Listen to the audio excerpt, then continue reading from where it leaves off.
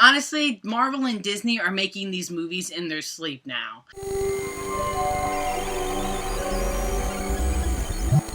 In Doctor Strange, we followed Stephen Strange, a very popular and talented surgeon who unfortunately loses the abilities in his hands when he gets in a terrible car accident. So he embarks on a quest to hopefully find healing for his hands and comes across this magical temple that allows him to learn and master the arts of mystic arts. And he learns that other realms and realities exist, and a dark sorcerer has arrived who threatens them all. Of course, I was excited to see this film. It's a Marvel film, and I've enjoyed the Marvel Cinematic Universe, so I was excited to see the next installment. And I have to say, this movie was a lot of fun. There's one thing that everyone's going to be walking out of this film talking about. It's going to be the visuals. The visuals are lush and such a treat to behold. I mean, yes, it has an Inception vibe, but it goes above and beyond that, in my opinion, and adds new textures and new layers to why you're seeing these buildings flip and turn and all these really cool spells and stuff like that. Anytime,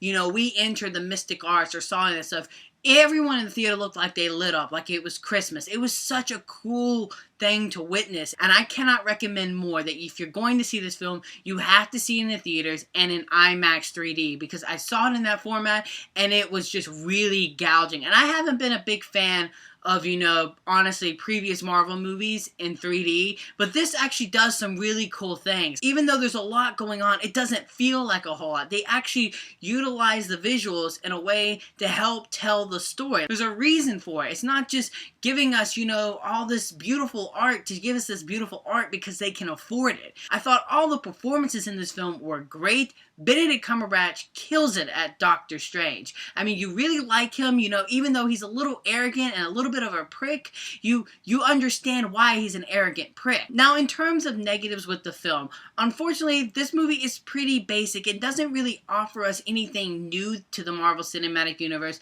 other than just a visual treat, in my opinion. I would have liked to seen it break out a little bit more, and for a movie that's all about expanding your horizon, it stays a little too close to the Marvel Handbook. I will admit, though, I did find Rachel McAdams to be a bit underwhelming, in my opinion. I think she gets one really cool scene, but that's just it. Also, like all other Marvel movies, the villain in this is extraordinarily weak. Don't get me wrong, I love Matt Murdock, and I enjoyed seeing his presence.